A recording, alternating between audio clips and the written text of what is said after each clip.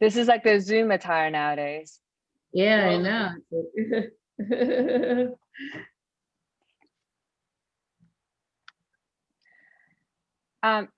And I guess Vinny and Natalia, would you guys, are you guys planning on showing your video or just audio? No pressure either way, but just want to double check. Yeah, I will. Yeah. Sorry. Yeah, go on first. Sorry. Go ahead. I was just saying I could do either. I'm just kind of used to that. And one of the like during online classes last semester, they were saying that you should, if you're not talking, it's less distracting if you have it off. But I can keep it on. It's better. Yeah, this one Okay. I guess I missed that just now. Sorry. Yeah. So usually when it started, everybody will be closing their videos. So you have to open your video only the time when you're pitching. But then for now, it's okay because since like it's haven't officially started yet, so we can have everybody's on. And when the time that it officially started, and if other people are actually pitching, we have to mute ourselves and also to close our camera. So, but then the Serena will give you like a warm notes if it's time for you to pitch. For example, we welcome Winnie from Invictus BCI, and then you need to open your camera and also unmute yourself. So is it only the person presenting that's visible on the sort of screen? Yeah. Everyone else? Yep. Awesome. Good luck.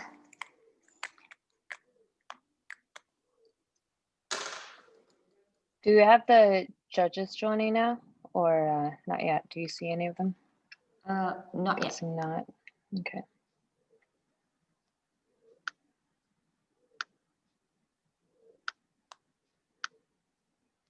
You guys know how many participants are going to be watching? All right, we're going live now. Thank you. Back to the floor to you, Serena. All right. Okay. Well, good morning, I guess, for all the audiences joining us from North America, and good afternoon and evening from to the audience joining us from the rest of the world. Welcome to the 2020 Global Pitch Competition hosted by She Loves Tech, and this is the North America regional round. My name is Serena Dang. I'm head of the US for She Loves Tech. So today we'll be presenting to you 10 female founder early stage tech startups judged by 5 judges that we have selected in the VC ecosystem. The goal is to produce one startup that will be advancing from here to join the global final pitch competition that will be happening in November. Without further ado, I would like to pass the mic to Mary-Anton, who will be the keynote speaker for today's event. Thank you, Serena. Hi, my name is Mary-Anton. It's a great pleasure to be here at She Loves Tech US North America semifinal competition event. I have read about some of the pitch decks, and I just want to say congratulations on the presenters today. It's a great opportunity to showcase your product and in the meantime, get your business founded. So a brief introduction on myself. I'm a president of Layer East and venture partner at Avis Layer. I'd like to start by just sharing my story of how I start my business. So I came to United States about 11 years ago and with no family or friends. And my English was very poor at that time. So, but I always had this dream of starting my own international business, and I was just searching my passion. I was trying to figure out. So I found my passion by just simply observing and listening to my friends who were starting their business at the time. I always consider myself a people person, and I would always talk to my friends, founder friends, trying to help out with recruitments or introduce them to new clients or customers, helping out with fundraisings. So I discovered starting your business from scratch was such a lonely undertaking journey. And you're the one to drive the business. You don't have a lot of colleagues. There's a lot of pressure. You're wearing multiple hats. So I start learning about accelerator business. And I was so fascinated about how accelerator can play an important role in helping the founders. So think about accelerator like a college, and accelerator can offer courses, mentorship, networks. You know, it is really what you can make out of them. So the capital given to you in exchange of a small amount of equity is to help you to kickstart your business. So that's how Layer East was born in 2016 with a vision of creating a tech startup community. We created this co-working space in Soho downtown, and we start hosting tech sessions regularly. And we also offer numerous entrepreneur program. And our first cohort, first vertical focused accelerator program was launched early this year called Avis Layer. We focus on 4 verticals: ABCD, AI, blockchain, cloud, and data analytics. And we do 2 batches a year. We select about 5 to 10 companies to work with. So we invest in 100K for exchange of around 5% equity, and we offer a 3-month long program.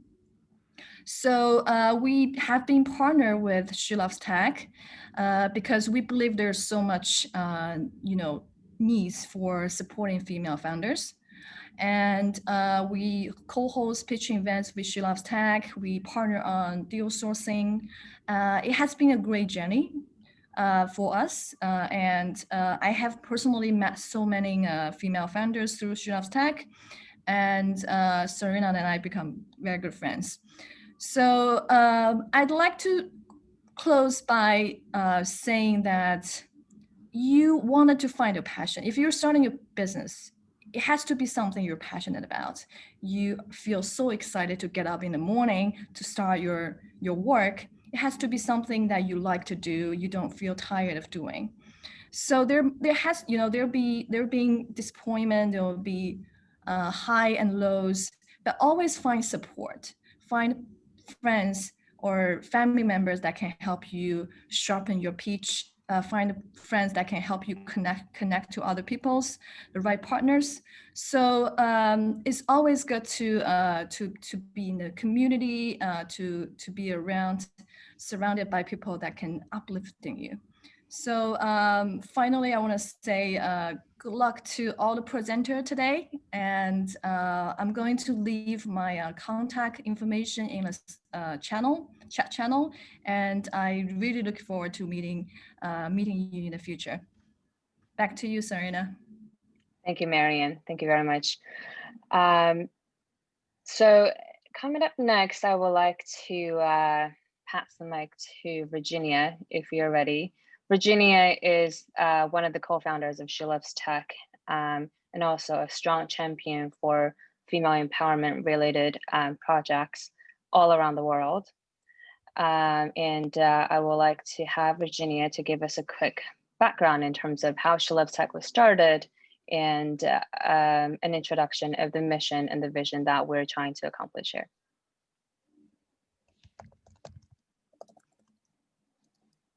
Virginia?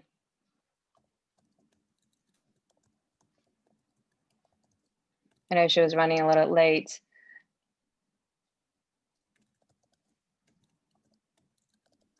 Virginia, I think you're muted. Sorry. Hello, everybody. Welcome to She Loves Tech North America. I'm absolutely delighted to be here with you guys today, and I'm a co-founder of She Loves Tech, and I wanted to share with you guys a little bit more of how She Loves Tech actually started. So She Loves Tech is the world's largest startup competition for women in technology. This year, we are proud to be in 6 continents and 30 countries.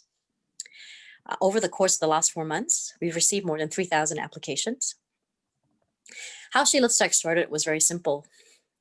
Back in 2015, in a tiny room, we wanted to basically build a platform to showcase the technology that women entrepreneurs essentially were building. And essentially, we never actually thought that it would, become, essentially morph into what it has become today, which is the world's largest platform for women-led startups. We believe that without women, we're unable to solve the world's greatest challenges. I think, people talk a lot about diversity, women at the table, but actually what I really truly believe in at She Loves Tech is that women represent cognitive diversity. What does that mean? I think women represent a new generation of innovation and disruptive thinking. And I think what COVID has shown us essentially is that we have to change the way things are done. COVID has shown us, I think, the gaps in the world that we actually live in. And empowered by technology, I believe this new generation of women entrepreneurs using technology are changing the way we live and work. So what does She Loves Tech actually do? We are creating a global ecosystem for women in technology. Every year, I am so proud to see the quality of our startups, in every single, country that we're in increase. I think venture capitalists have actually commented that the competitions that She Loves Tech runs, the quality control that we have, the quality of the entrepreneurs who apply are some among the highest in terms of startup competitions that they have seen. We believe in championing the best entrepreneurs through mentorship, and increasingly next year we'll be rolling out our own proprietary education materials, as well as programs to ensure that the best entrepreneurs, get the funding that they need post-competition, and essentially building an ecosystem of strategic resources to scale technology. So our global impact this is our 6th year, over the last 5 years, we have been in 30 over international locations, 5,000 actually global startups instead of 2,000, adding the 3,000 we've gotten this year in the last 4 months. I'm glad to say that I think we've just counted this year recently, the amount of money that startups have raised. I think our top 30 startups from She Loves Tech have now raised more than 150 million. And our events across the world have attracted more than 1 billion media impressions. These are some of the countries that we're in this year. For the first time, we are in new countries such as Sri Lanka, first time in South America through Chile, more countries across Europe, and more countries across Asia as well. And we will continue to scale. Our core programming looks like this. Currently, it is the competition, which takes place across the world. The winner, essentially, of each competition then, joins us in terms of our global finals. Previously, we used to have a physical conference and finals in a location of our choice, but due to COVID this year, we've gone fully digital. And at the end of November, we will have our global finals as well as our conference consisting of global thought leaders for women and technology. Next year, as She Loves Tech grows and scales, we intend to be piloting and launching our proprietary education curriculum to address pain points for women entrepreneurs, but particularly focused on solving the funding gap for women. And finally, pulling together the community led by leaders such as Serena across the world, providing strategic support, for entrepreneurs and linking them with investors and corporates. And please feel free to follow us on Facebook, on Instagram, on our website, www.shelovestech.org, as well as on our WeChat account as well. So without further ado, I welcome, this year's competitors to She Loves Tech North America, and look forward to seeing all of your great pitches here today. Thank you again to the mentors and the judges who have volunteered their time to us. We're very grateful for the support of this incredible community. And thank you, Serena, and the US team for pulling this together. Of course. Thank you so much, Virgie. So I guess before I pass the mic down to the judges for introduction, I would just like to quickly add this, because I was trying to save this this quick little speech for the end of the event, but I'm guessing that 2 hours later probably no one will be paying that much attention. But I just want to say to everybody that like, for all the female entrepreneurs and the aspiring female entrepreneurs out there, history has not been very kind to us. History has, quite frankly, never been very interested in us.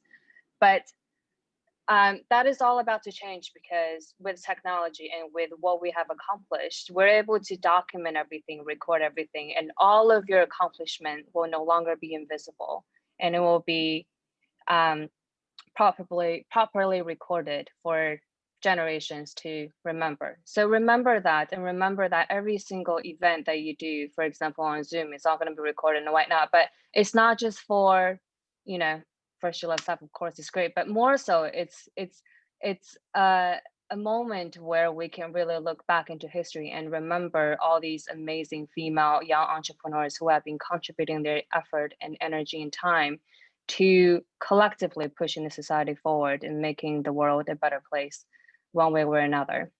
So I just want to say that to you all, and regardless of what the competition result is going to be, every single one of you is capable and is highly worthy. And you do not need, you know, to get the approval from everybody. You just need to know, keep your heart in the game and know that you are capable and your effort will be remembered, and that we will be able to, you know, help everybody in one way or another to get the resources you need to take your business to the next level. So with that said, I would like to pass the mic down to have the 5 judges that we have invited today to do a quick brief introduction before we kick off the pitch competition.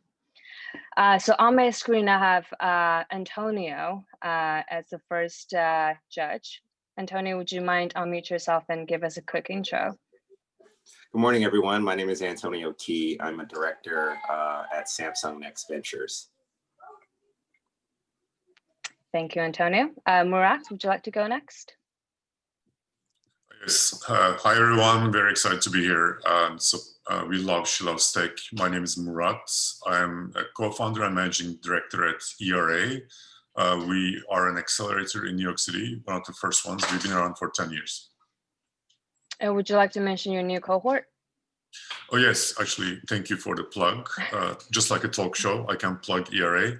Right now, we are taking applications for our winter class. Application deadline is November 2nd, eranyc.com. You can just apply online. Thank you. Fantastic. Thank you, Murat. And Kerry Miller. Hi, everyone. Congratulations on this wonderful program. I'm Kerry Miller. I'm the co-founder and general partner of Overton Venture Capital. We're an early stage fund who invest in the changing consumer behavior. We invest in seed and Series A, and I feel excited to be part of this with you today. Thanks for including me. Thank you, Kerry. Geri, would you like to go next? Hi, everyone. My name is Geri Kirilova, and I'm a partner at Laconia Capital Group. We lead or co-lead seed rounds in business-to-business software companies, typically based in Northeast major markets. Excited to be here and to learn more about all of your companies. Thank you, Geri. And last but not the least, Sara Brand. Thanks, Serena. I'm Sara Brand. I'm the founding general partner of True Wealth Ventures. I'm based here in Austin, Texas, with another woman, GP, Kerry. We invest across the United States in exclusively women-led companies that are improving environmental or human health. And I have a bachelor's, master's, and PhD in mechanical engineering, so I love events like this with women in technology. Fantastic. Thank you so much for the quick introduction, all the judges, and let's kick it off to the pitch event itself. So Helena will be timing for every single pitch, and every company will have 5 minutes to pitch, followed by a 3-minute Q&A directly with the judges. The first company to go is Atolla. Great. So Sonia, yeah, we're ready when you are.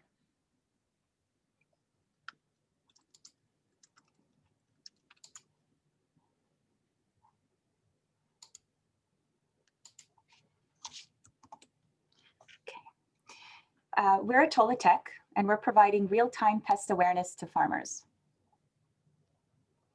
Insect infestations are a growing problem in agriculture and can cause losses in revenue of 10% even for a well-managed farm. Solutions for tackling most pests exist in the form of agrochemicals.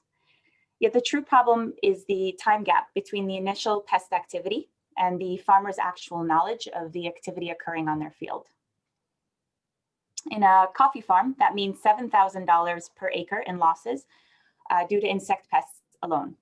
So who would have thought that there are actually insects out there that enjoy coffee as much as we do?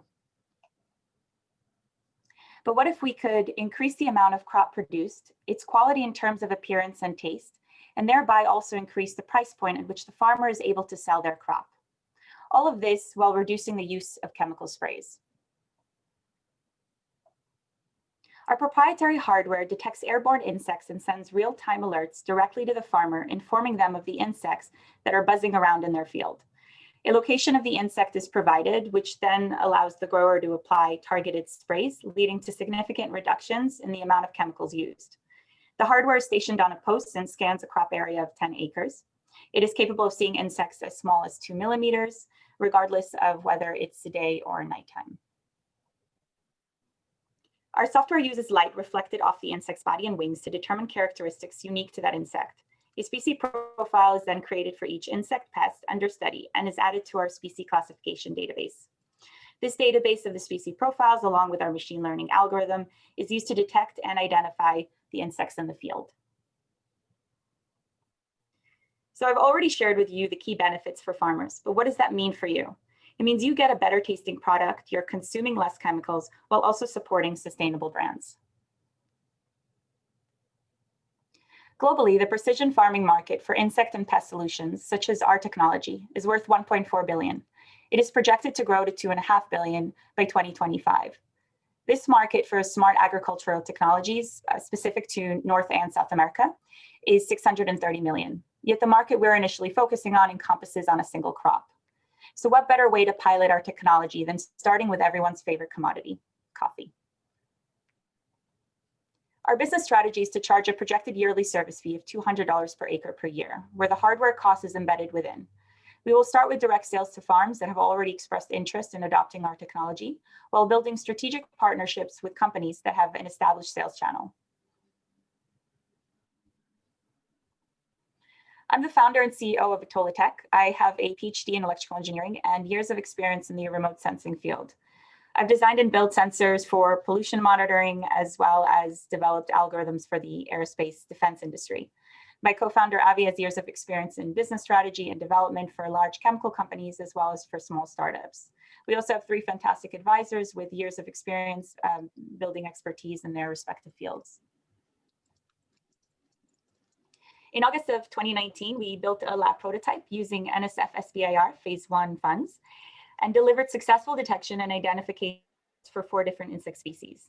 In April this year, we were accepted into Cornell Tech Runway, and in September, we applied for the Phase 2 SBIR grant worth $1 million. In December, we will convert our provisional patent into patent pending, and at that time, we are aiming to have a complete field prototype running outdoor trials using honeybees. These trials will be in collaboration with both the USDA ARS group in Mississippi, as well as Cornell and Ithaca. By the spring of 2021, we are aiming to start field trials on coffee farms that have agreed to be our beta sites and are also interested in adopting our technology. Those trials will be in collaboration with the USDA ARS group in Hawaii. Hi, Sonia. So this is what we were able to, Thank you. 1 minute left, 1 minute left. So this is what we've managed to accomplish in 14 months. We're excited to continue this and bring this to market. So with that, thank you, and I look forward to your questions. Wonderful, congratulations. I mean, the double bottom line, a female founder, you know, can y'all hear me? Yep, perfect. Okay, great. We can. So my question is, I mean, I think I heard that you had received a grant for $1 million. And so my question is, you know, how long is your runway? How long does this last? And tell us a little bit about your kind of operating expenses for the business, and how are you thinking through the roadmap for the funds that will needed as you go to market? Sure, yeah. So we're, the 1 million would be for February. So we just submitted in September. We actually also have an SBIR USDA phase 1 grant, which is till January. And we have the NSF one, which is till January as well. We also have funds coming out of Cornell Tech Runway. So they've invested an amount with us. And so we have runway with that, not including the 1 million until May. And then with the 1 million, that will take us much further. We are still raising so that we can move much faster through field trials and get into market much quicker. Yeah, but so we're using whatever funds we have available right now just to get the field prototype up and running, and then get ourselves out into and doing actual field trials and showing results from that.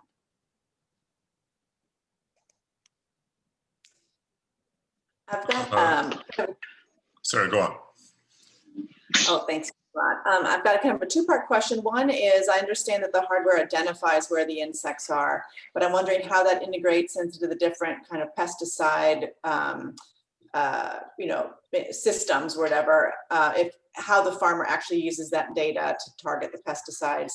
And then also just in terms of the market, I've been hearing sustainable farming is actually more profitable for farmers and allows them to, garner higher margins on their crops, etc. And so how does this play into that sustainable, organic or pesticide-free kind of farming? Okay, so I think on my end, things froze for a bit, so I lost maybe half of what you said. So I'm going to try to, I know we're short on time, so I'll try to answer it and let me know if I'm going off track. But I think what you're asking is, how does this reflect in terms of environmental effects, right? And so by being able to actually identify the pest in real time in flight, you and also know the geolocation of where it is on the farm, you're able to immediately treat for the pest. So you no longer have to do preemptive sprays, and you don't have to spray an entire field. You can now target your spray only for the radius of where the pest activity is occurring. So you're tackling the problem, plus you're reducing significantly the amount of sprays that are being used. Not only that, there's potential to use organic and natural materials instead of harsh chemical solutions, because the insect, when it already, so to give an example of coffee, when it already burrows inside the berry, the coffee berry, it's already too late to use, there's a natural fungus that kills them, but it's too late to use that because it will make no effect. And so harsher chemicals a lot of times are used, and then that residue is left on the coffee beans, and that we're actually then using to drink our coffee. Are we up on time on questions? Murat, you can ask one last question. Okay, very quick. Sonia, very impressive. I'm very exciting, actually. Congratulations. Quick question. We are seeing a lot of microsatellite imaging and also drone cameras for farming.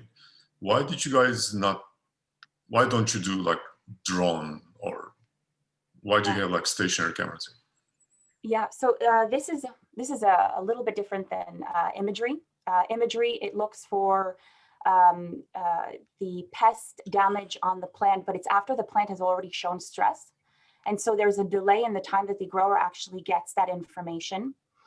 There's an advantage to it in a lot of other ways, but in the case of insects, if you're detecting the insect the moment that it's flying around in your field and looking to start that next generation, and if you could tackle it prior to that, you're eliminating the problem right away rather than treating a problem that's already started and escalated. And then with drone and satellite, you have resolution issues right away, right? But drone, you reduce you have higher resolution, but you cannot track a field, monitor a field continuously, because you're bound by the battery life and when it's just a cost problem, really. So. Right. Thank you very much, Sonia.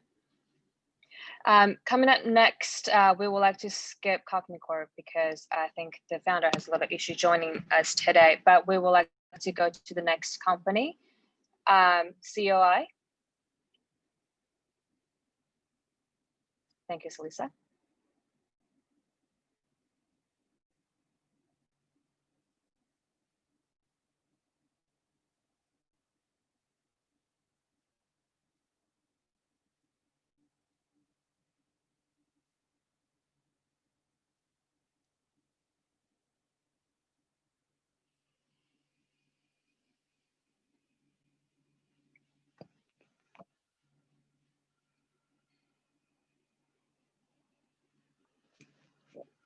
So Lisa, I don't think we can Sorry, hear you.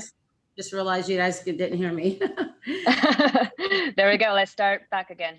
Yeah, COI Energy is a digital energy management platform that detects and eliminates energy waste in buildings in order to drive efficiency and optimize the electric grid.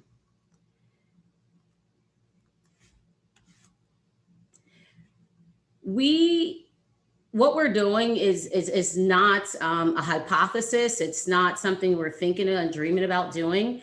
We currently have 150 users on our platform. We've signed 2 utilities, with the most recent being the New York Power Authority in New York. And we recently, as of Monday, won the 76 West Clean Energy Competition in the state of New York, where we won a $500,000 prize.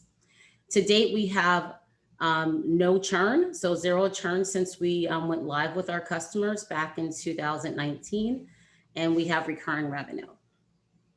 So a lot of people ask, like, you know, what makes COI Energy really different? And so I went to one of our early customers, PBS Studios, and I asked Bill, I says, Bill, why did you sign with COI Energy? And he's like, Salisa, I didn't know what I didn't know. And I said, well, what do you really mean by that? He said, you actually showed us how we were leaving money on the table. We had a building management system, and we thought that we were managing our energy the most efficient way. Did not realize that when we do these peaks, and if the peak only lasts 15 minutes, we're still paying for that for the whole month. And so you guys were able to help us see that. And then you met us where we're at. We can control our equipment from your platform, or we can allow you to automate the control. And so that really drives into what the bigger problem is. Utilities have had the problem since the beginning of time of not really understanding what's happening inside buildings. And then the buildings, on the other hand, not really understanding how what they're doing impacts the grid. So this big issue with energy and efficiency, it's happening on both sides of the equation. It's happening on the grid because they're over delivering power to each of us. So whenever we flip the switch, our lights turn on. And then on the other side with us, you probably know that 30% of the energy consumed in buildings is wasted. In 2017, that was $55 billion that was wasted. Yes, waste, not use. And that's over 300 million metric tons of carbon that was emitted into our environment. So utilities, with the growth of customer load, they're looking for a least cost option to offset load management. And so they're using what they call behind the meter resources. So what we do inside of our buildings to help balance the grid. From 2000 to 2020, they've only had 10% penetration of behind the meter resources or equipment in buildings that they were able to utilize to balance the grid. In the next 5 years, they're looking to have 35%. And if you look at it from that perspective, you definitely know we need to do something different, because what we're doing now, if it took us 20 years to get to 10%, it's not gonna, we're not gonna get to 35% in 5 years. And so COI Energy is that difference. Our solution, it's a digital energy management platform that helps buildings detect, manage, monetize, and basically prevent energy waste before it happens. And so how that works is we install a gateway device at each building where we're pulling their energy information in real time. We also upload their assets, so whatever energy using equipment they have in the building. So we tie that and we're able to see the equipment and also the energy behaviors that are happening. We push that data to our cloud and apply our proprietary algorithm, which gives real-time insights and alerts for the users to be able to reduce any energy waste that they're having. And they can do that all with in the control of their hands. What really makes us stand out different from our competitors there's 3 things I want to focus on here. We do similar things, demand management and grid impact, but our return on investment for our customers, we have a 6 months payback period or less for our average customer. We provide our customers with real-time control to prevent the waste, which our competitors give you real-time information. Information is okay, but in order to eradicate this climate crisis we're in, we need more control in order to stop that problem. And then from an environmental and social impact, we are helping businesses gift energy to communities that are most affected by climate change. And so those are the disadvantaged communities. Thank you, Lisa. I think your time is up. Oh, okay. Sorry about that. Questions from the judges? Sure. This is Antonio Key. Fantastic business opportunity and model. Quick question. You said you had 150 users. Can you talk a little bit about your target market segment and your go-to-market? You said you had 6 months kind of payback. Yeah, I want to understand the sales cycle opportunity if you're focusing on, call it, small and medium-sized dwellings or going after the enterprise market. Yeah, so we're focused on 4 verticals right now: healthcare, commercial properties, data centers, and also grocery stores / cold storage. Our average sales cycle is from 1 day closes up to 30 days. For enterprise customers, it typically is around the 30 to 60 day period. And so we have 2-sided customers, so utilities are customers as well. And that's a longer gestation period, which is why we decided to primarily focus on the C&I side, the commercial and industrial side of customers. Great presentation. Question about your team. Tell us a little bit about your team and kind of how you're thinking about the growth that you're expecting and the build out of what your needs are. Yeah, so my team has over 50 years of experience collectively. Me personally, I've been in the energy industry for 25 years. And I worked on the utility side, and I also worked on the smart grid side with 4 startups. Vinny worked with me at one of my first startups. And so he was on the product side. And then we brought Prakash in when we started doing our beta test in 2019. We were looking at someone to help us with pricing and value engineering, and that's his area of expertise. And so we're looking at expanding our product. We've released our first product and launched in January of this year after we completed our beta test. And that's helping businesses monetize their energy waste. And then we're moving into additional features on demand management in order to reduce their energy bills and their carbon footprint. Thank you. One final question from the judges, if any. I was wondering if you could finish your thought about how you help businesses give energy to the communities that are most affected by climate change. Yeah, so on our platform, we have a gifting piece. And so any business can gift energy. So we're monetizing all this waste. And so now there's this opportunity where there's revenue being generated that before it was just a stranded cost you had in your building. And so now businesses are, helping to give back to those disadvantaged communities. So we're partnering with Habitat for Humanity and the housing authorities. We're in discussions right now with the largest housing authority in the United States to bring them on. And basically the gifting happens where the business is a portion of what they pay on the platform. It's like a 1% gift goes to these underserved communities. All right, thank you very much, Lisa. Thank you. Our next company is Emojot. Hello, let me share my screen here.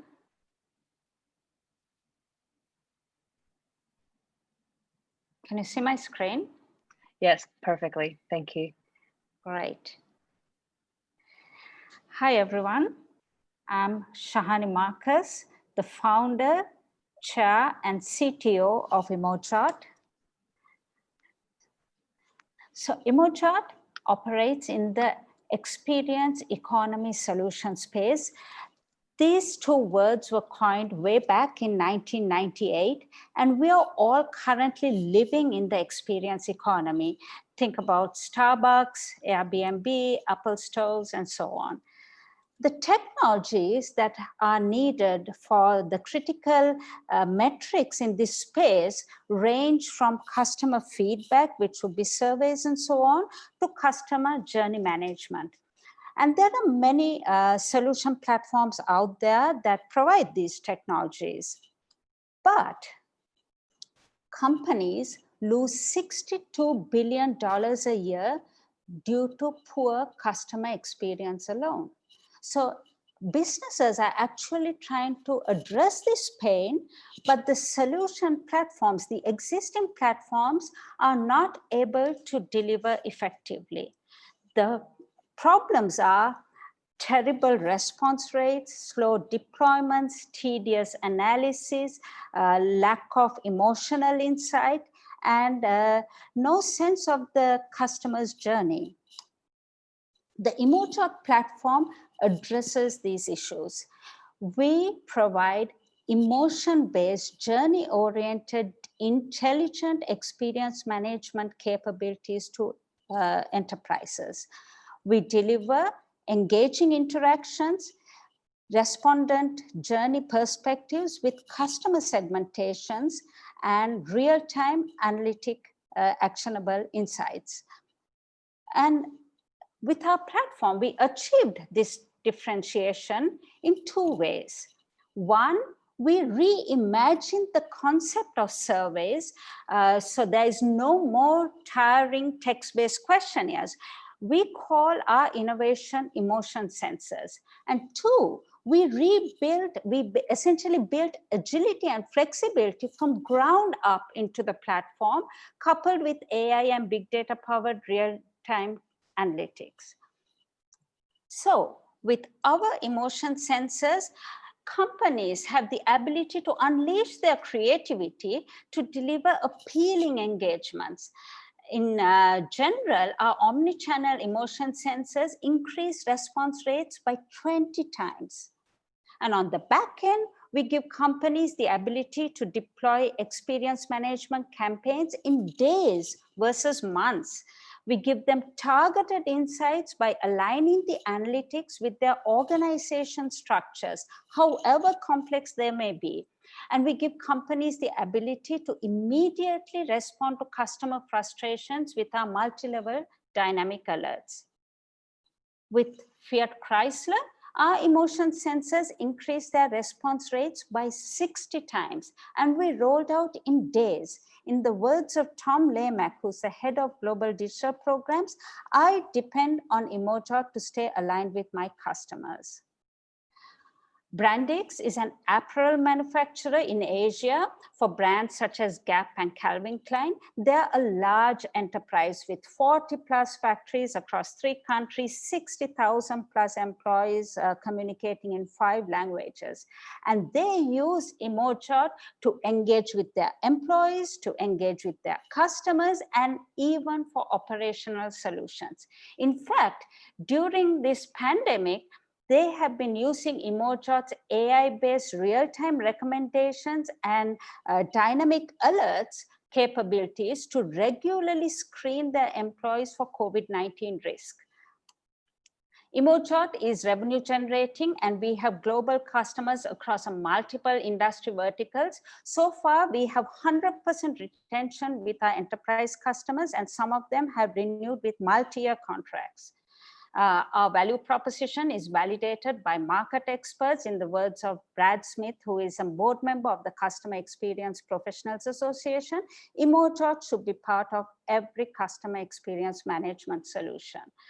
And building on our current success, we continue to envision how we can enable companies across the world to digitally transform in this experience economy. It's an ongoing journey. Thank you. All right, thank you very much, Shani. Questions from the judges? I'm wondering if you can give an example of how this, I don't understand what an omni-channel emotion sensor is. And, yes. You know, so if you could just like literally just paint the picture of what this would look like. Yes, of course. So the entire point is you have seen surveys, you have gotten many surveys, I'm sure. And I'm sure you must be having some kind of reaction when you get those surveys. Now, imagine that via email or via SMS or chat applications or on kiosks or on websites, on blog sites, if you have those same surveys, but they don't appear like surveys, they appear like almost apps where you can engage and they bring a smile to your face and they render differently.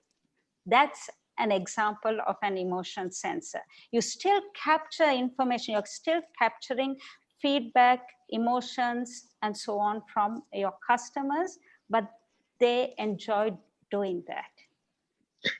I think piggybacking a little bit on what Sara asked, can you describe the willingness to pay and the business model? Because when I think about surveys, it's going to be hard to shift corporate clients away from free options like Google surveys. Maybe just talk a little bit of that. Thank you. That's an excellent question as well. So in the case of Emojot, we are a enterprise grade platform. So we are not dealing with the low-level survey. We are not competing with them. We believe in we are operating with the enterprise grade deployments, which means across a customer's journey. In an enterprise, customers have many journeys, so they need to have many touch points across the journey, and they need that holistic sense of analytics. They need the dynamic alerts that go with those. So there is it's way more complex than the simple free surveys that you would need to do.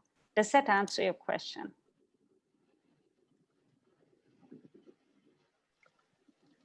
Yeah, I think so. I think for me, then, would it be comparable to say some of these like big email CRM solutions where customers are messaging 100,000 customers? I'm just trying to figure out, Yes. maybe talk about what your business model is. Yeah. So in some of the case studies, yeah, what that looks like, maybe what your revenue is kind of sure. to date.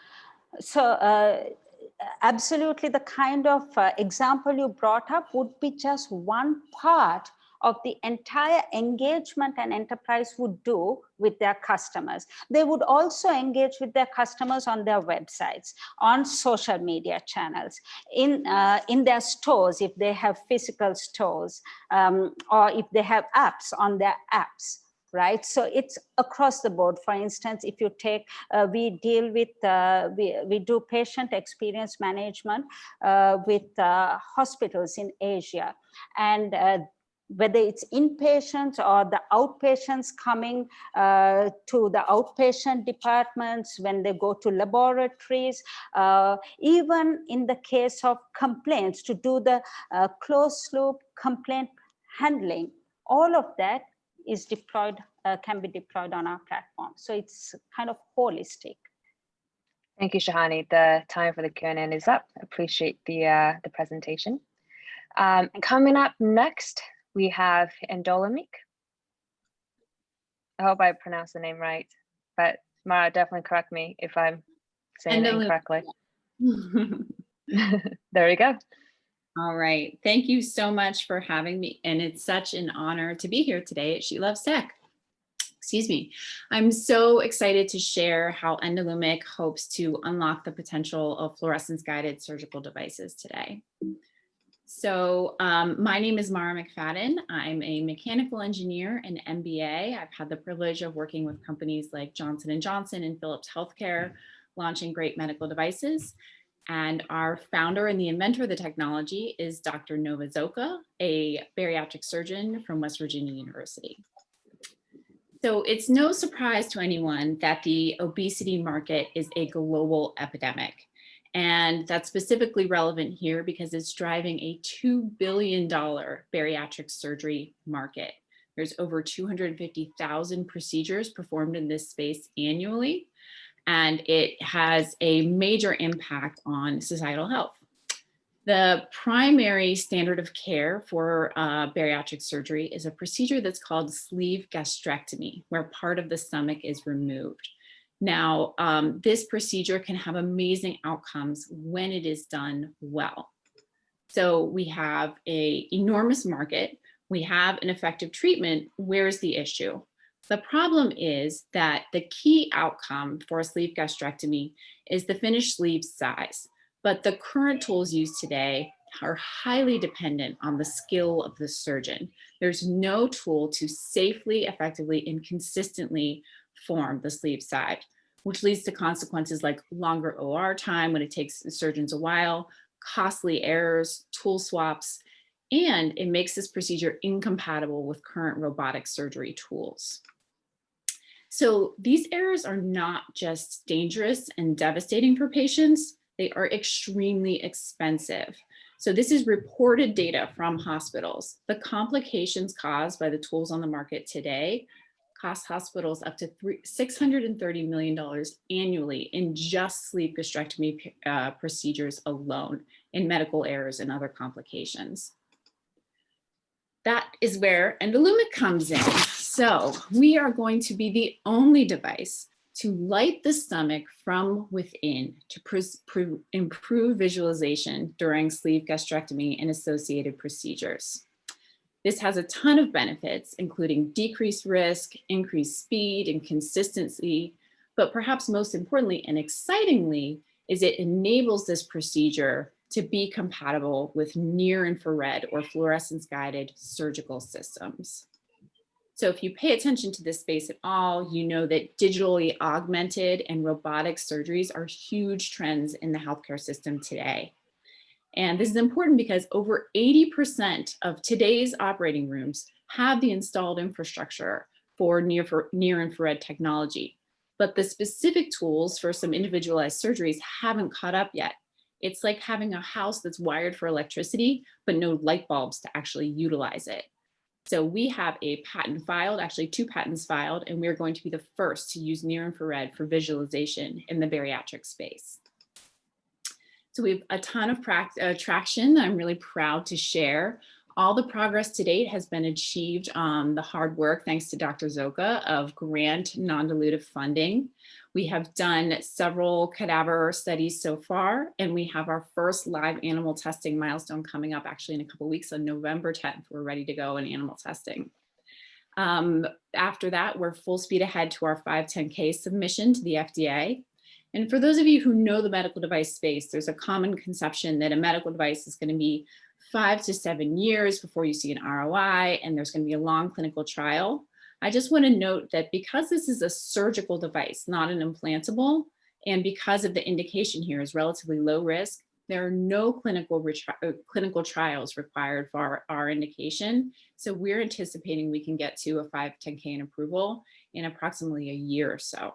So there's no clinical trials and existing reimbursement for this device. We're also really excited because, as I talked about, this is not just a medical device, but it's a pathway to surgical robotics. So we're well suited to work with strategic partners on both the traditional device side, such as Johnson & Johnson, Medtronic, and the robotic surgery side, such as Intuitive Surgical and Stryker. And you may have noticed, so 2020, the second half has been a banner year for acquisitions in the medical device space. There's a lot of activity and attraction in this area right now. So we have a big market, we have a highly effective solution, timely tech, and we want to bring bariatric surgery into the digital era. Thank you so much for your time and attention, and I look forward to taking your questions. Thank you, Mara. Questions from the judges? Yeah, I'll jump in. I'm wondering why the first focus being on bariatrics, and is this extendable to other surgeries? And then also, what's the predicate device that allows you to go 510(k)? Yes, great question. So why bariatric is easy. The inventor of the technology, Dr. Zoka, is a bariatric surgeon. That's the area she knows well. And so she was running into that pain point I mentioned, where there are not tools to consistently form the stomach. When she was training new surgeons, there's a lot of art and craft to this procedure, as opposed to having tools that can guide you. So it was simply a pain point, a problem that had to be solved. But I agree with your point. We see that there's a lot of launching off that can be done and extensions of device for other associated procedures. And then to your second question about the predicate device, our predicate, we will use a device from Visigi. It's a slightly similar device, but it does not have all of the capability and doesn't use the near infrared lighting, but it's similar enough, and the existence of near infrared lighting in surgical tools in other areas is not novel enough that it will go through, we have consistent opinions as a 510K. Anyone else? Question on, great job and congratulations. Question on sales and marketing and how you're thinking through kind of the penetration outside of the existing, doctor and hospital community that's already part of your network. Absolutely, yes. So this is a disposable product. Some of the market today, the market is split about 50-50 between reusable and disposable. So we see this is a great addition into the sales bag for sales reps who perhaps have a surgical stapler, but they don't have a scope to go alongside it or a calibration device to go alongside it. So it's a perfect match for somebody like a Medtronic or Johnson & Johnson who are making sales calls in this space.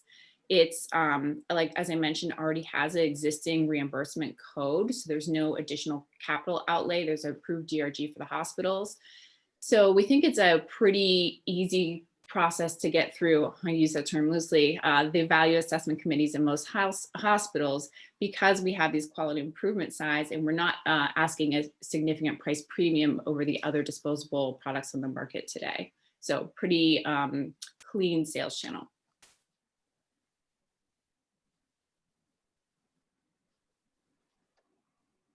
Any other questions?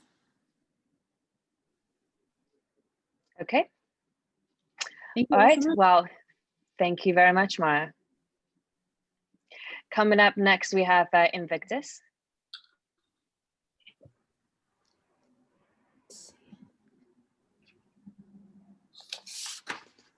Hi. Oh, wait, sorry, screen sharing wasn't working.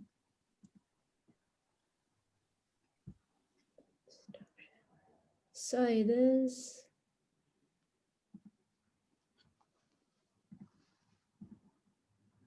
Is it showing? Yes, it is. Okay, good. You might want to do the presentation mode. There we go. You're on. Hi, my name is Vineet Fati, and I'm the co-founder of Invictus BCI. Sorry. Yeah. Our mission is to create affordable, non-invasive, neuroprosthetic brain control interfaces that can restore new natural functionality. 2 years ago, my mother got very sick. It got so bad that doctors had to amputate her hand so she could live. My mother, who's always been so active and independent, suddenly found herself struggling with even simple, mundane tasks. I thought when she got a prosthetic, it would fix everything. It didn't. This is a story shared by hundreds of thousands. Today in the United States, there are nearly 400,000 upper limb amputees. By 2050, this number is expected to double. Every hour, 3 people lose a hand. That's 72 people a day. Unfortunately, despite the ever-growing need, today's prosthetics are simply inadequate. The problem lies not in the mechanical hand, but in the control interface, the thing that controls the prosthetic. Current control interfaces, even the state-of-art ones, limit the prosthetics to a few basic grasps. And to switch between those grasps, you need external controls like buttons or an app. This is nothing like a real hand. In fact, many amputees get so frustrated, they give up on using prosthetics altogether. Upper limb prosthetics have a 60% dropout rate. 6 out of every 10 amputees would rather use nothing than use their prosthetic. We need a better solution, and this is where Invictus BCI comes in. Rather than trying to do a better version of what everyone else has been doing, we decided to step outside the box and explore new cutting-edge tech to create a system that allows prosthetic hands to be used in an intuitive and natural way. Right now, amputees have to be trained to use their prosthetic hand. We decided to create an algorithm so intuitive, they will be able to use it effortlessly. So what it does is that it takes brain signals and muscle signals and decodes them into hand movements. So by tapping into the same neural pathways that are used to control our hand normally, it gives the BCI natural control. It gets it gets the EEG signals from a headband and EMG from sensors. In our final product, this will be like a headphones embedded in the EEG sensors, and EMG sensors will be embedded in the prosthetic sleeve. The sleeve and the headband will only need to be used when the prosthetic is in use. And this is all completely non-invasive. So to put this in comparison, right now, the state-of-art prosthetics require that you use external controls, whereas our true control BCI can already switch between the 6 most common grafts without any external controls from natural muscle movement. Furthermore, we're working right now on decoding individual finger movement. So what this means is that with our BCI, you will be able to control your prosthetic hand just like your real hand. We have some exciting news as an update actually to share with everyone, is that as a hardware-enabled software company, hardware is really important to us. And so we're actually working on developing our own custom EMG sleeve with researchers from MIT and Cornell to better suit the needs of the amputees. And throughout the process, we maintain that our IP is protected and the process for FDA approval would be accelerated one in keeping with mind with current regulations. So right now, if you look at a mid-range prosthetic, which is on $45,000, the performance, the functionality, it's just significantly inferior to a high-end prosthetic for $84,000. But when you combine that mid-range prosthetic with our BCI, it has greater or equal functionality to the high-end prosthetic. Our BCI improves the functionality of prosthetics at all price points. So by leveraging newest advances in neuroscience and deep learning, we have created a BCI that offers the highest functionality at the lowest cost. It's that simple. Currently, our market size, and this is just based on the number below elbow amputees in the United States, is 3.5 billion. While we're focusing on the United States, in the future, we plan to expand globally. Our core technology has immense potential and applicability in areas such as assisted living and rehabilitation. It has the potential to significantly improve lives for amputees, veterans, and senior citizens. So, and the thing is, affordability is very important to us. We want to reach as many people as we can. So I'm excited to announce that we only have a unit price of $9,000, which is very cheap in this industry. And even at this price point, we're maintaining a 66% profit margin. Thank you, Vinny. Your time is up. Okay. All right, I'll pass the mic to the judges for any questions. Vinny, great presentation. Can you chat a little bit in more detail about your team? Sure, actually, I'm really glad you asked that because we were just getting there. So our team has a very strong technological background, passion, and out-of-the-box thinking. We both have very strong background that on the technological components needed for this product. I have background in neuroengineering, deep learning, and BCI development, and Ishan has a lot of background in IoT and robotics. And can you talk a little bit about what is required to get to market, like where you are and how much funding it's going to take to actually, get, I guess, your first products, but also then really to scale?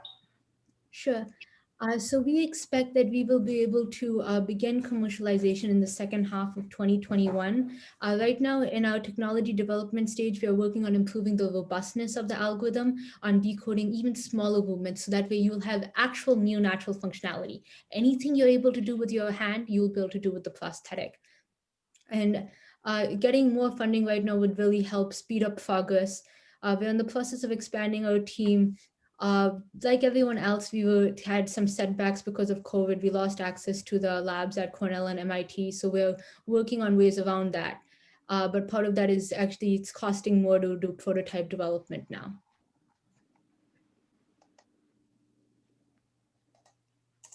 Thank you. Any other questions? All right. Sounds like that should be it. Thank you very much, Vinny. Thank you. All right, coming up next, we have Moodbit.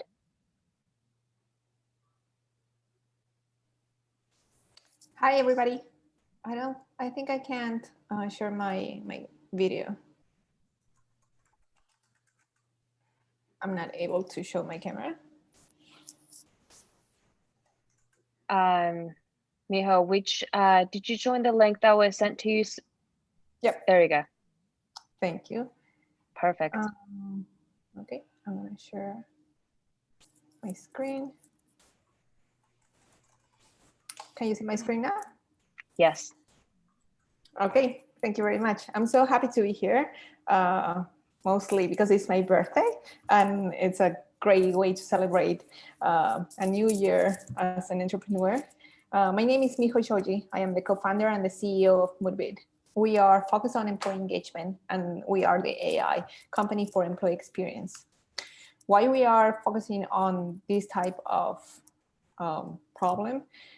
Because every year, just in the US, companies are losing more than $600 billion because of employee disengagement. This might sound something that executives do not take a lot of attention, but brings a lot of other problems. For example, more than 37% of higher absentees with employees that are highly disengaged, lower productivity, and of course, lower profitability in companies that has more than 70% of employees that says that they are disengaged. How they are solving right now this type of problem, or how they are trying to solve this type of problem.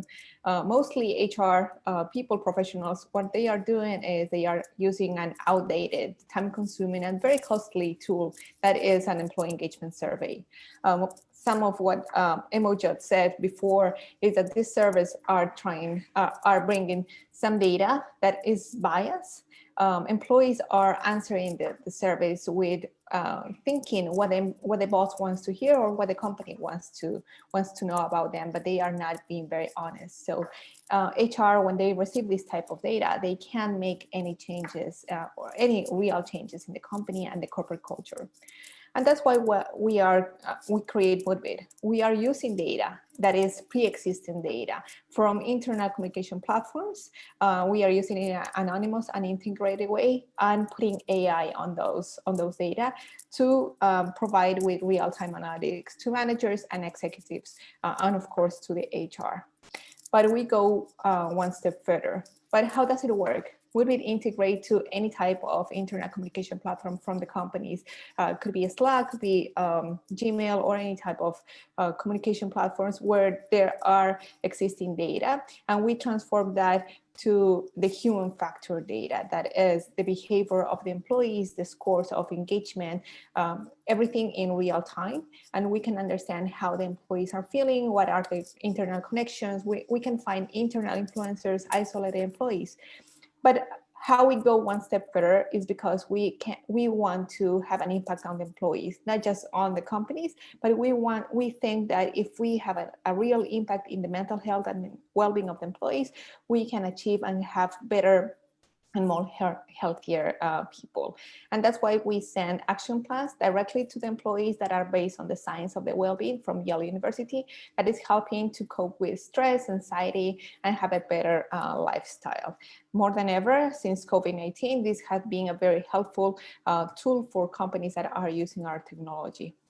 The benefits of using Moodbit is, of course, employee satisfaction increasing more than 23%, lower resignations from the high performance, and increase of engagement from employees that were disengaged before using Moodbit. We are a SaaS company. We are charging $8 or $12 per employee per month, depending on the plan that they are using, if they are using our action plans or not. Right now, more than 300 companies are using our technology. Since COVID-19, we have an increase of 35% of companies that needs this type of technology because working from home is here to stay. So the managers need some technology and some tool to understand how they can engage more of the employees. Since COVID, also we have revenue. Before COVID, it was a little bit more difficult to sell AI to HR because this is a more traditional industry. But right now we're having more than $18,000 per month of revenue. Some of the big companies that are using our technology are NEC from Japan, Latin from Latin America, and Entity Docomo from Japan too. And we are also working with fast-growing companies as Quizlet, OLX, and Sharpie. We are targeting well-being and productivity HR tech that is a $30 billion market just in the US. And we understand how to sell to enterprises that have more than 500 employees, but we also know how to sell for fast-growing companies that right now has 50 employees, but are hiring very fast, and they need some understanding on their employee engagement. Our competitions are, for example, Gling or Lattice that are doing surveys, employee engagement surveys, but they are not using any type of data, and they are just using this traditional tool that is a survey. My team, we are entrepreneurs with more than 10 years of experience each in HR tech, in technology, and AI. I'm the lead of the company as a CEO, but I have I have a group of people, professionals that have more than 10 years of experience in data scientists and software engineer and so on. Thank you, Miha. Your time is up. Thank you. And happy birthday. Thank you.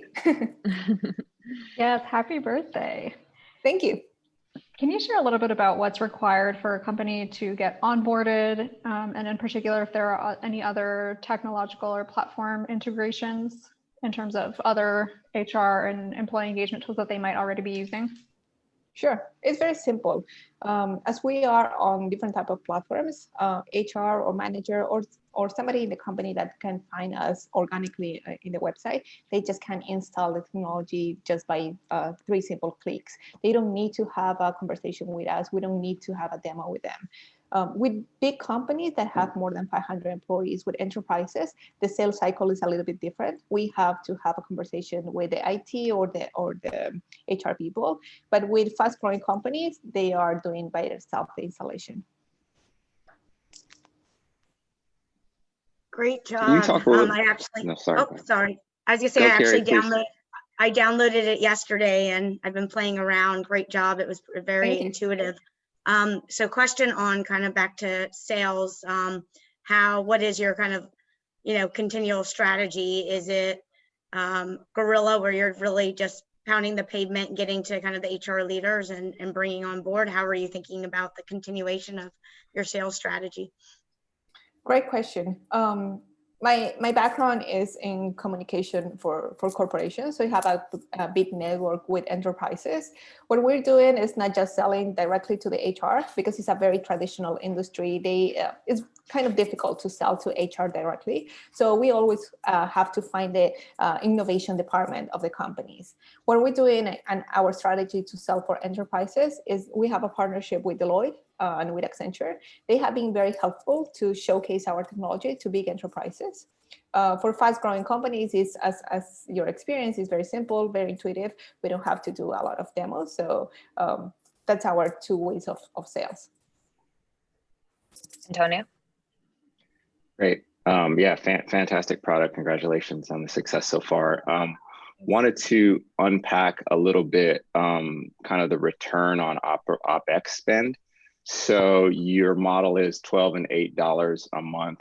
When it comes to the value proposition of selling new clients or retaining that kind of revenue of existing clients, what kind of key metrics are you eyeing and that you are focusing on improving with that client over time, whether that's churn or productivity? And maybe talk a little bit about how you're measuring those.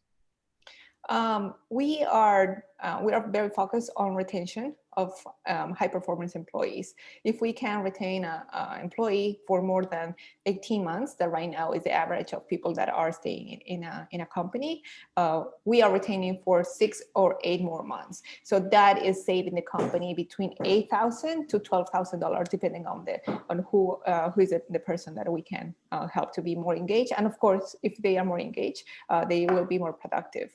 We can understand that in different we're not just analyzing the communication, but we're analyzing the communication patterns, what is giving us understanding of how productive they are. All right. Seems like our time for the Q&A should be up. And thank you very much, Miha, for joining us on your birthday. Of course. Bye. Happy birthday. All right. Thanks. Coming up next, we have Phoenix Tailings. While Michelle is playing her presentation, I just want to say that the winner announcement followed by a mentorship and judges networking event will be tomorrow at noon, and Helena will be dropping the link for the event in the chat very shortly. There we are. Alrighty, Michelle, take it away. Awesome. Can you guys see my screen? Yes. Great. Hi, my name is Michelle Chow. I'm the co-founder and COO of Phoenix Tailings. So Phoenix Tailings is a remining company transforming traditional mining waste into valuable metals. So metal is in everything you touch, from the phones and laptops you're using right now to watch this, to the cars you drive every day. Phoenix Tailings is creating the world's first carbon emission-free and waste-free metal. But let's take a step back and take a look at how mining is done today. Mining targets just one metal in an ore source, throwing away over 80% of the ore that was dug up from the ground. This discarded material is a hazardous sludge known as tailings. And at Phoenix Tailings, we're rethinking how we mine metal by going after that discarded waste. And to put into context just how much waste is generated in the mining industry every year, it's enough to cover the entire state of California in a foot deep of hazardous sludge. And when those holding ponds break, that's exactly what happens. These massive landfills are costly to build, pose a huge liability, and can seriously damage the environment. But locked up in this waste, we see a value that's just waiting to be remined. So let's take a look at red mud. This is the waste generated during alumina production, the precursor for making aluminum, which is what the exterior of your phone is made out of. And for every ton of alumina produced, about 2 tons of mud or waste is generated. However, this red mud still holds a lot of value in it. We think about $650 worth of iron, titanium, and rare earth metals. And in your typical mine, they'll throw away about $1.1 billion worth of raw materials every single year. At Phoenix Tailings, we're a little different from other deep tech companies. We weren't founded by spitting out a technology from a lab. We actually came together because we saw this huge problem and got the best people around the table to tackle the challenge of tailings. Nick has experience building startup companies and has a background in finance. Tomas, our CTO, has a PhD in extractive metallurgy and is an expert at molten salt electrochemistry. Myself, I have a background in material science and engineering. I've always been interested in sustainable technologies, worked with solar cells, powder metallurgy, and led the product development and launch of a metal 3D printing platform before joining this amazing team at Phoenix. Anthony has experience in private equity and has seen firsthand the effects of mining in his home country of South Africa. We also have this incredible set of industry advisors that provide deep insight into the mining and metals industry and help us guide us to build the right technology for the market. So let me talk a bit about how we actually access the value in the waste. What we're doing at Phoenix Tailings is developing a re-mining platform. We leverage 3 fundamental methods of extractive metallurgy. First, we apply hydrometallurgy, which basically means we use water-based chemistries to separate out the base components of the tailings. Then we apply solvent-metallurgy, where we use selective chemicals to further separate these components. And then finally, we refine these components into metal with electrometallurgy, where we apply electricity in just the right way to create the pure metal materials. And the key innovation around our re-mining platform is how we design this process to scale. Each process we use is designed from the ground up to be modular, allowing for a greater flexibility for on-site deployment.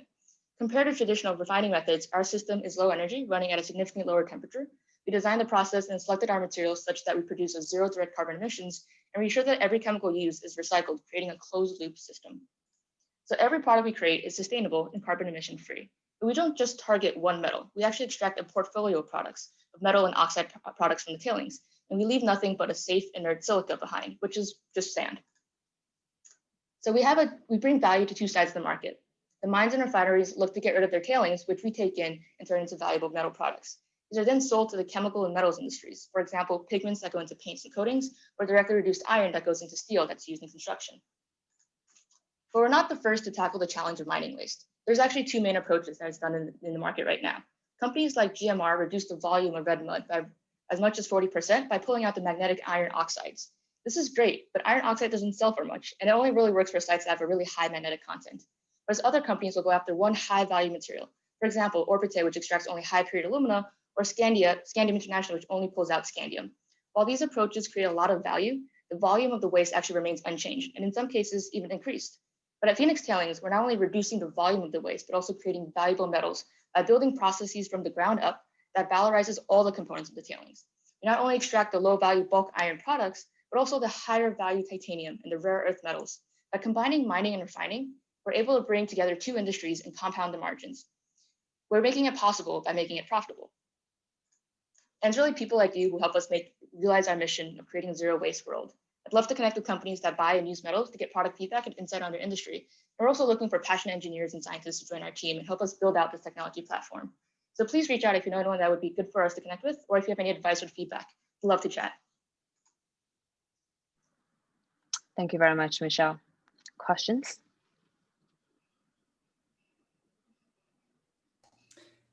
Could you talk a little bit about where you are in terms of commercialization and getting this product to scale in terms of funding and time, but also how much do you need to customize the solution to that particular red mud at that particular geography?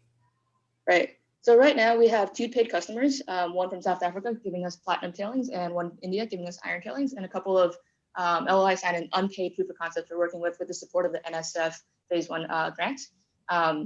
So these are sort of in the first stage of development. It's a staged approach. So we actually work with mines in kind of a multi-phase process. So we look first to work with them as a proof of concept in the first stage, building a laboratory scale system and doing some of that customization, as mentioned, understanding how much tweaking needs to be done. So those first 2 systems I discussed, the hydrometallurgy and the solvent metallurgy, those can be adjusted, get that final feedstock for our electrochemistry, which is basically the same regardless of which metal you're working with.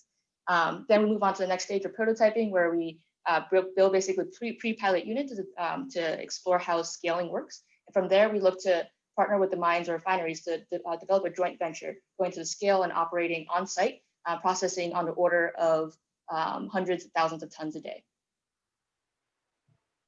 Thank you. Any other questions? All right. Thank you very much, Michelle. And coming up next, we have VoltX. Hi. Yep, I can share my screen.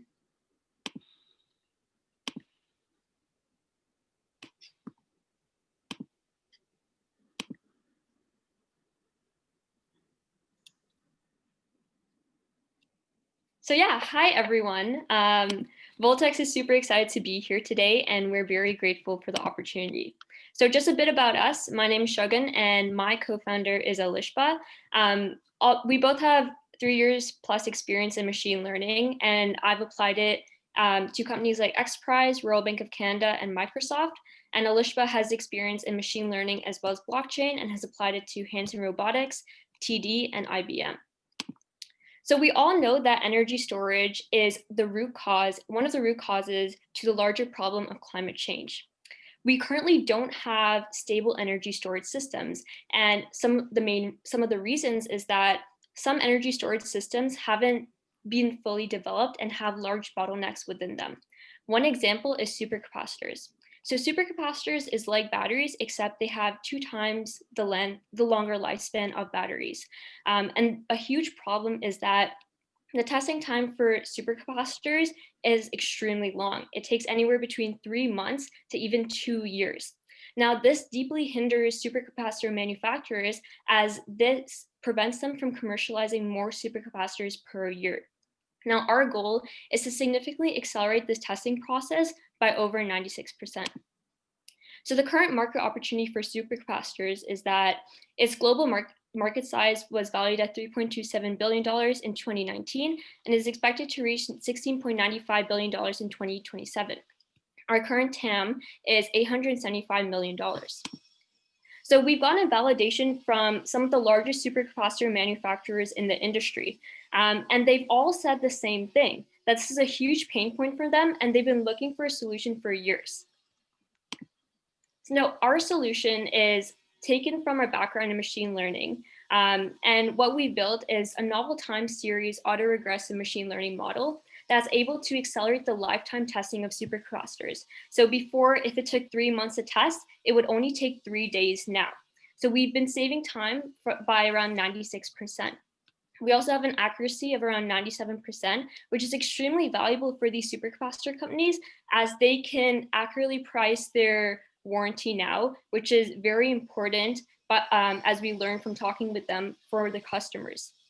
We can also save costs from 3 to 4 employees who do manual testing within these supercapacitor manufacturing companies. So our current traction in customers is that we have 3 paid pilot companies that consist of Maxwell Technologies, TechTech Group, and Eden. And we have 5 pipeline companies, which is Skeleton, AVX, Chemet, and Zapgo. We have an estimated revenue of 75K by the end of 2020 and 300K by the end of 2021. We've already finished our product, and actually next week, we are getting our testimonials and getting paid from our 3 pilot companies. So we have a short product demo that I want to show you guys. And here is where the customers or companies would input their supercapacitor data, so within life cycle and lifetime. And we also visualize this in the graph below, so they can see the output in a graphical format.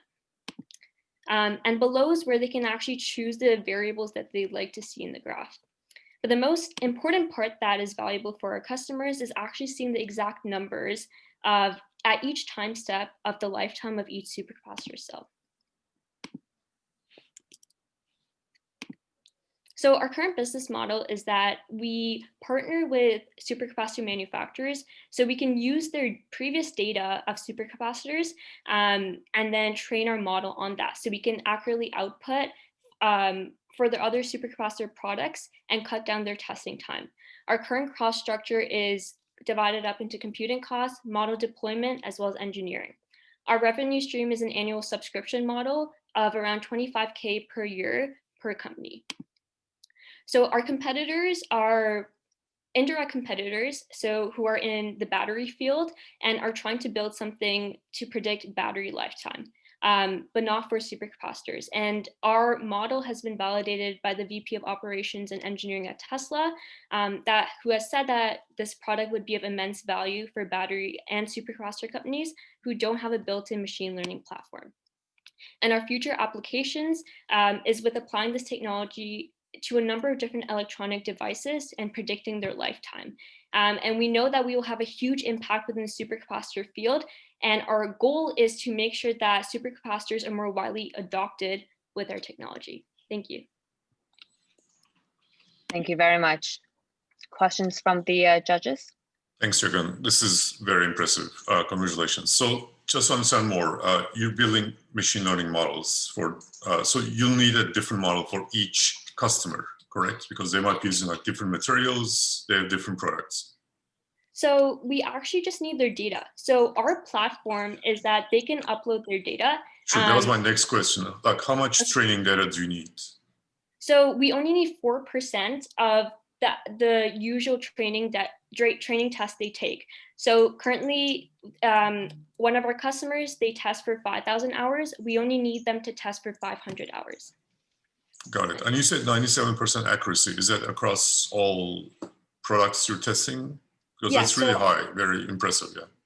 Yeah, so our model is able to transfer over a number of different supercapacitors. So it's not like we have to build a model for each different type of product. It's able to translate that across. And we validated this because we've gotten a lot of data from different supercapacitor cells from our current client, Maxwell Technologies. So yeah.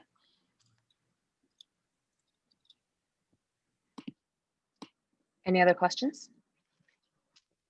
Great job. Would love to know how you're thinking about building out the team and those around you in order to continue to scale.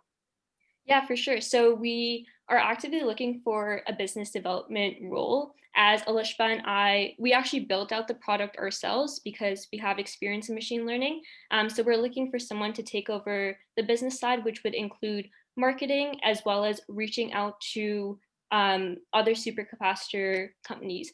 So Alishba and I already have a network within the battery industry, and we were able to leverage that network to reach out to different supercapacitor companies. So, yeah.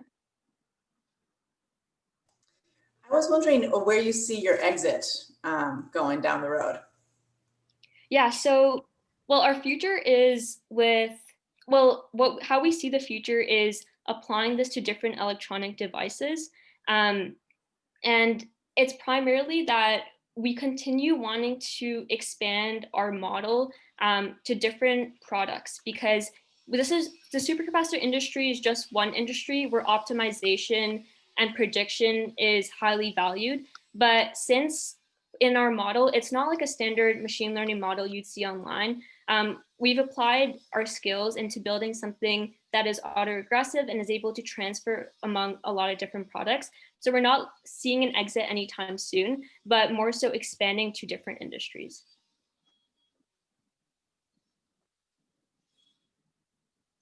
Anyone else? All righty. Moving on to our next one. Thank you very much for the presentation. We have WeavAir coming up next.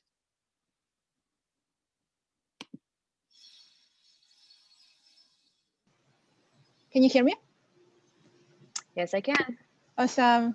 Nice to see you. Nice to see you as well. Just a second.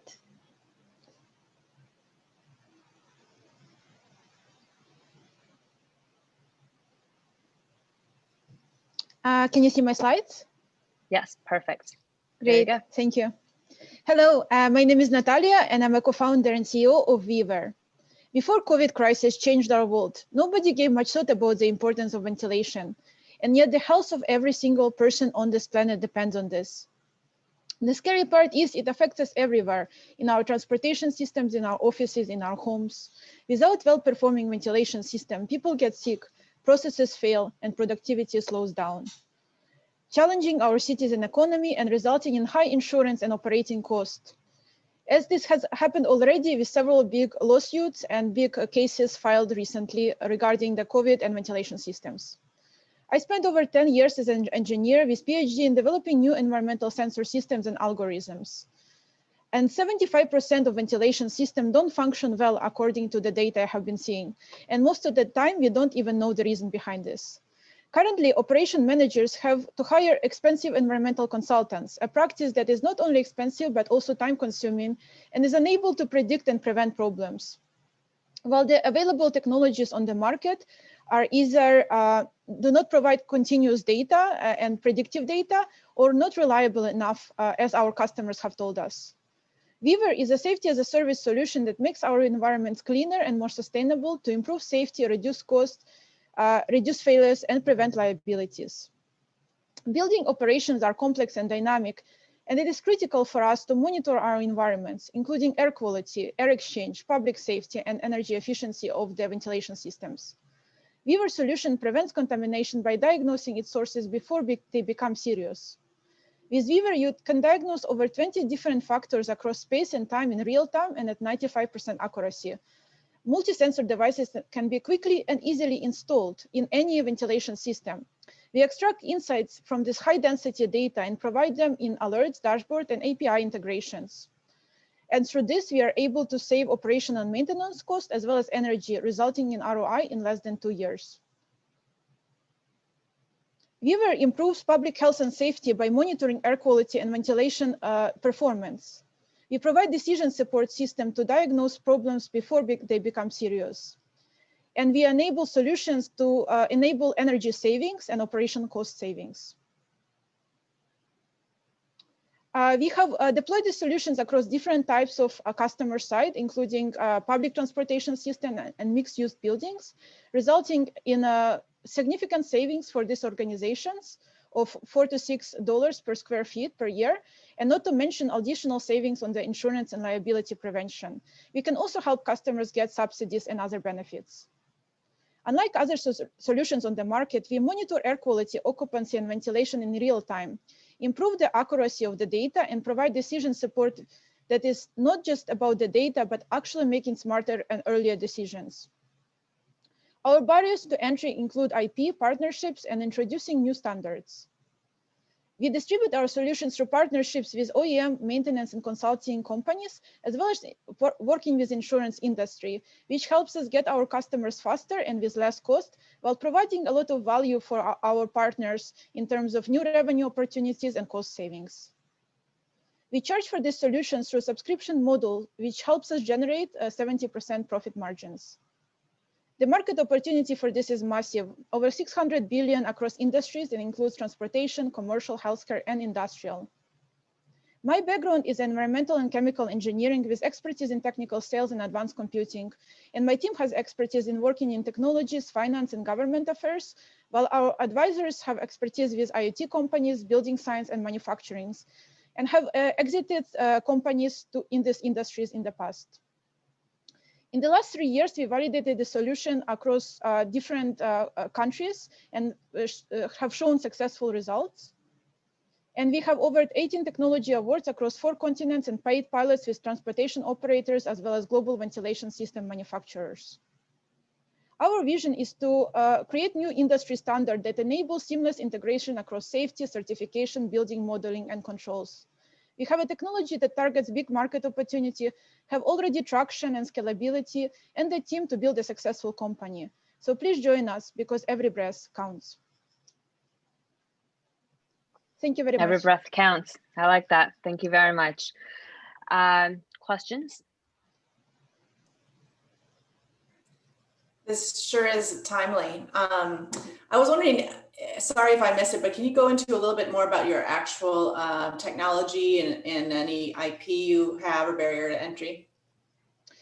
Sure. There is 2 parts to our IP. One is around the sensor devices themselves, where we have introduced new ways to make them more efficient in terms of sampling the air and more accurate. And the second part of the IP is with respect to the way we combine the data and able to extract patterns from this data, which is quite unique compared to existing products, which do not really provide predictions and cannot enable kind of actionable steps for the maintenance companies. We are also having a new IP that we are generating that we are filing in a few months. That's regarding the new sensor that we are developing for bioaerosol detection. And so basically it works by, it's like an optical sensor system for imaging the surface of the particle and detecting the bacteria and virus on top of this, on top of the particles. So it doesn't actually have any filtration technology itself. It's really just understanding what's in the air and making predictions from the data. Yes and no. It does integrate with the filtration systems. Like, for example, we have been developing a new type of like a combined filter system based on the data we generate. And we work a lot with filtration companies, so we know about this industry quite a lot, what works and what doesn't. Right now, we don't make the filters ourselves, but it is our plan in the future to also do it as we expand the business. Yeah. Can you talk a little bit about the go-to-market and sales channel? It sounded to me like, one, is this white labeled? 2, is this just like a B2B to B model where you're working through kind of people that already have inroads into these large organizations and or corporates? Maybe just unpack that a little bit. Yeah, sure. So we have noticed that through a lot of the real estate and asset management ecosystem within the buildings and also transportation systems, they're quite interested in better data. So the maintenance companies need better data to predict and prevent failures for their clients. Consulting companies are looking for better data to improve their advice. And also even the OEMs, the manufacturers of filters and ventilation systems, are looking for better data for their R&D and also to target their sales better. So what we are essentially working with this organization is we are building an ecosystem.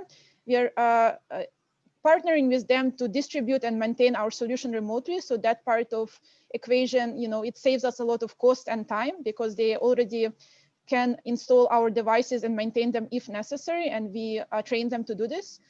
And so, yeah, through this kind of partnership model, we are able to do 2 things. One is to really enable ourselves to be more scalable and also build new customer channels and partnerships to scale our business faster. Now, as a follow-up to that, I saw that you have 400 million in the pipeline. Maybe talk about a little bit of what like an average bundle of hardware and services looks like for one of your customers. Right. So the average customer, it would be around 60 to 100,000 square feet building or a facility. Sometimes it could also be a transportation hub. In terms of the average bundle, it would be around 300 to 400 devices per customer that we install. And then there would be like a software subscription and services subscription integrated with this. And we charge based on the square feet area As I mentioned in our model, we are selling this as a subscription model for our customer, and we charge $2 to $3 per square feet per year. And then on top of them, we also charge for integrations, like for example, with maintenance integration, customized filtration solution that they can subscribe to, and other types of services. For example, we can help them get new buildings, kind of quality standards. This year, ASHRAE has released a lot of new guidelines, and not to mention OSHA and standards for the building operations have been changing very drastically. And so a lot of the building of the operators and asset operators, they are not quite sure which type of solutions are working well and not working well. So it's a very kind of chaotic environment right now. So they're looking for companies like ours to make better decisions and to reduce their liabilities. Thank you, Natalia. And time for the Q&A is up.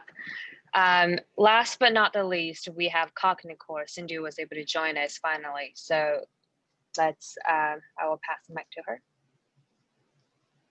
Thank you. Thank you, Natalia.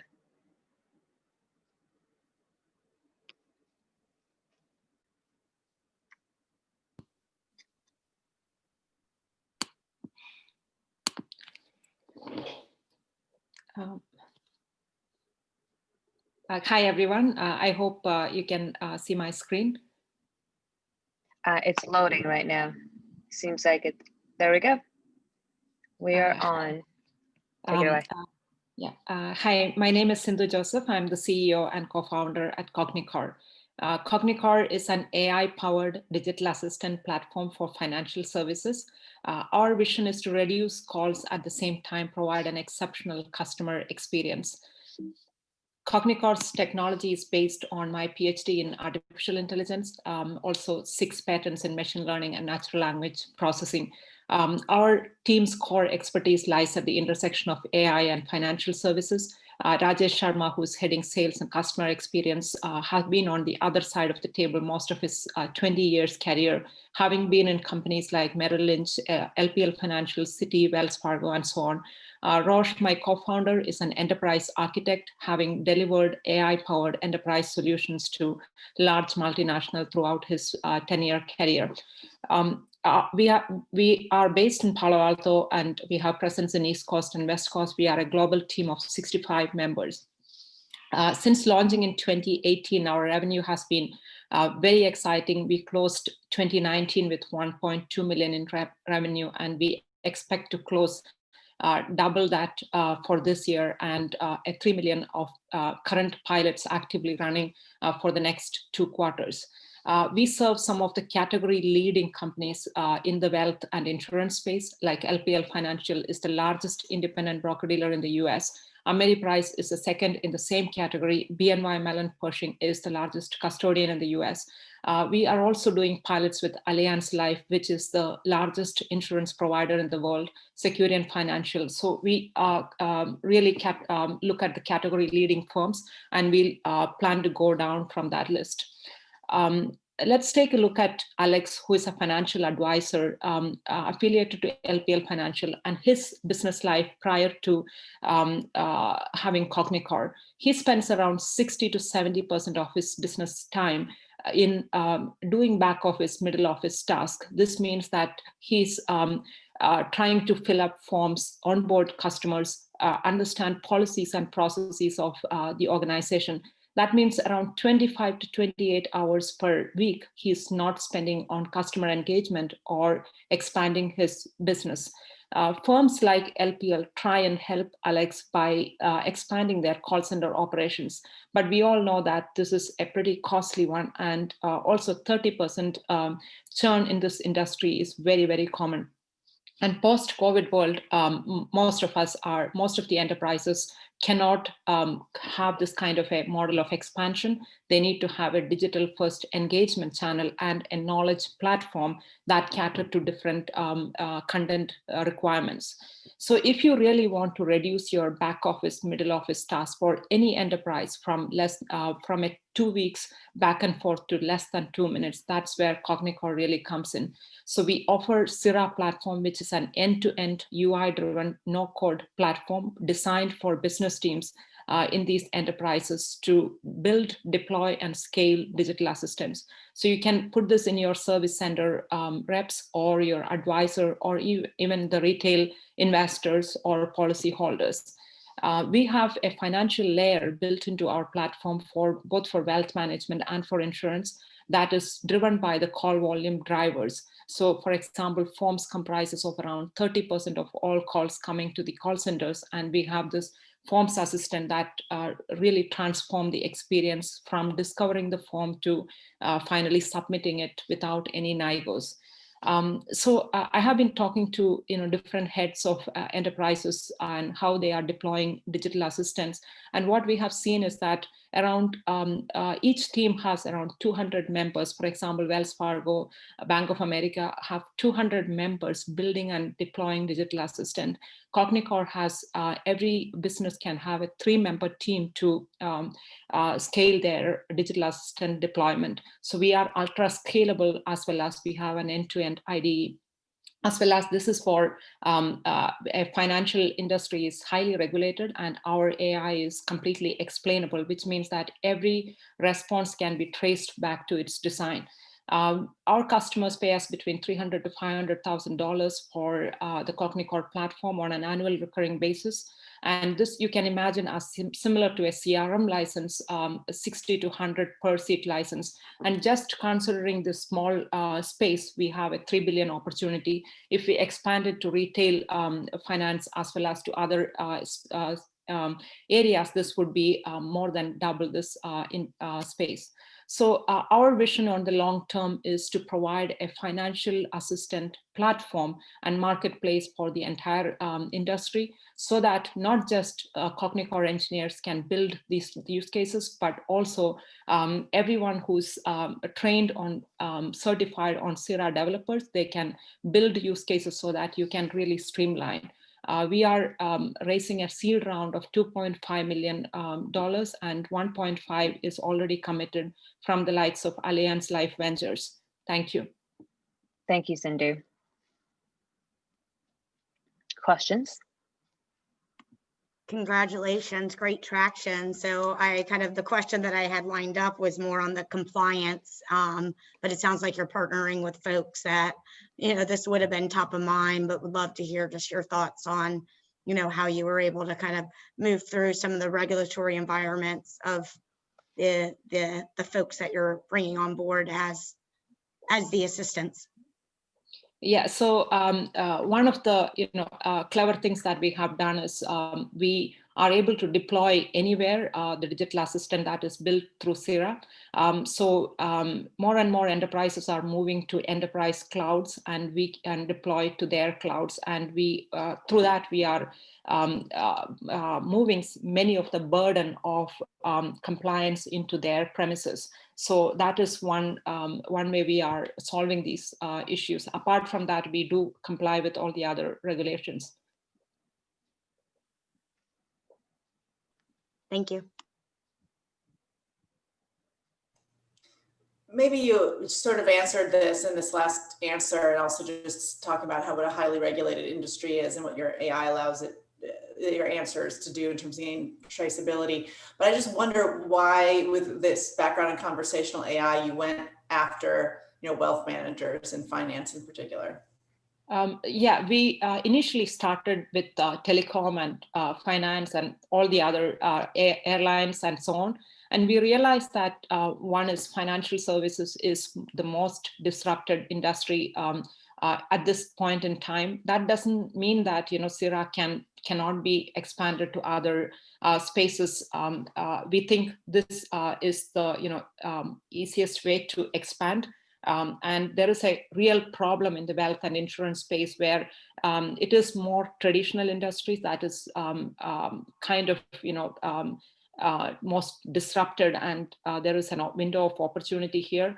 But as a vision, I really want to make Sara the platform for conversational AI, because as an industry, we are thinking through the conversational AI in the wrong way, including companies like Google, IBM, Microsoft, is building an intent-based model that does not scale.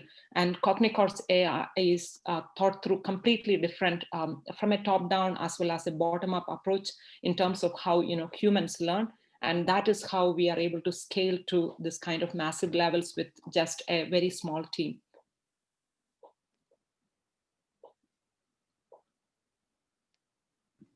Any other questions? Not a question, but great job, Sindhu. I think it's a huge problem space. And I think you guys build a no-code IDE environment where people can build their custom interaction agents. Very impressive. Congrats. Thank you. All right. If no further questions, that shall conclude today's pitch competition. So we've got 10 companies covered so far, and quite some amazing Q&As, which I think are very helpful for everybody, for the companies as well, and the audience. So coming up next, I do think Helena want to take a group photo, but before we do that, I just want to say thank you to Helena as our global program lead to be able to organize an event like this, because she's in charge of this pitch competition for 30 other rounds of events all around the world. So thank you for joining us today to manage the back end. And also want to give my thanks to Lexi Ding, who is the program director for She Loves Tech, and Adam Kirsch, who is the mentorship director for She Loves Tech. So Helena, I'll hand over the mic to you in terms of how you want to handle the photo session. Yep, thank you again. Congratulations to everyone. Thank you again to the judges. Now we're gonna have a group photo. So I would like to invite everybody to open your camera so that we can take group photo together. Thank you. Yep. Trust me, I know this feels really weird as I've never done this before, but I'm in the same shoe. All right. We are used to Serena. It has been 7 months for this. We are so used to Zoom pitch competitions now. I know. I don't know how you guys do it, but of course, appreciate your accommodations and willingness to spend time doing this virtually.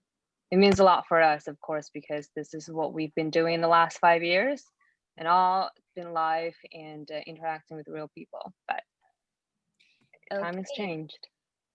Thank you. I think we have everyone. So how it's gonna look like is like I'm gonna count 1, 2, 3. You guys could just smile, could give like love gesture, high five gesture, any gesture that you're comfortable with, and then I'll just take the screenshot. Okay. Okay. Ready? 1, 2, 3. Smile bright. Okay, great. One more time. One reminder, please look at your camera, yeah? Not the screen. Please look at the camera. Okay, 1, 2, 3. Smile. Perfect. I got the perfect one. And then we'll send a picture to you guys through emails. And thank you again. Would like to pass the floor back to Serena. And I'll also resend the winner announcement event plus networking event link to the chat again. So don't miss out the fun kind of event tomorrow, because Run the World is a very fun platform to mingle around. It's kind of like a Tinder app, but like not like Tinder. Great job. Thank you. Thanks again, everybody, for being here with us today, and I appreciate your effort in putting out such a great pitch for the judges. And thank you, judges, for your participation. I know 2 hours is a lot to ask for anybody's time in the middle of the day, so appreciate you guys being here. And for tomorrow, Murat and I, we've talked about delivering cocktails, actual cocktails, to everybody's homes, but that might be a little creepy. So we would just be using the Run the World platform, where it would do a one-on-one matching, kind of similar, the best that you can get during COVID time when it comes to networking. So we'll make our winner announcement around noon on the platform, and you have the chat, and you have the link to the event in the chat right now. So join us tomorrow. Your mentors will be there. some of the judges will be able to be there as well. We'll make the winners announcement, and then we'll have the networking session. So hope to see you guys there, and congratulations for making it thus far for all the startup founders. And thanks again for your time today. All right. Great Bye, job, everyone. Thank you, founders. Thank you so Bye, much. everyone. Great job. Thank you, Serena. Yeah.